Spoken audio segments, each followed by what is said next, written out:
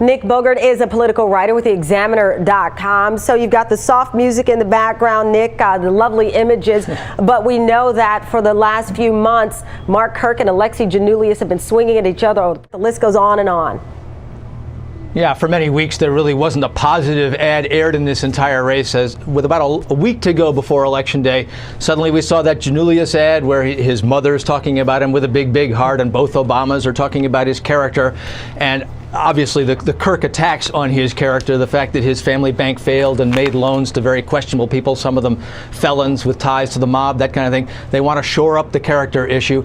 Meanwhile, Mark Kirk has been running an ad called Mr. Independent, in which he talks about working with Democrats to raise the minimum wage and some other across-the-aisle efforts he's made, trying to present himself in this still fairly blue state as somebody who can work with Democrats and get things done. So they're both trying to repair their image in a kind of a positive 11th hour ad. And Nick, you've got people wondering how big of a blow would this be personally for the president if the Senate seat he once held in his hometown goes to a Republican? Yeah, well, talk about, I mean, this rally, talk about going home to try and secure your home base. We're talking not only about the Senate seat that he won, but he's holding the rally in Hyde Park. The rally site's probably a mile or so from his home in that area of the city. It's basically on the front lawn of the elementary school where his two daughters were going to school.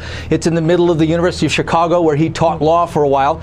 It's in the middle of the South Side, where many African-American votes are, generally reliably Democratic African-American votes, but there's been a perceived lack of enthusiasm among those voters for their choices this year, so they're worried about turnout. It's in the middle of a college campus, so they're trying to energize younger voters who, of course, embraced Barack Obama big time a couple of years ago. All right, be interesting to see what happens there, Nick. Thank you very much. Another interesting storyline.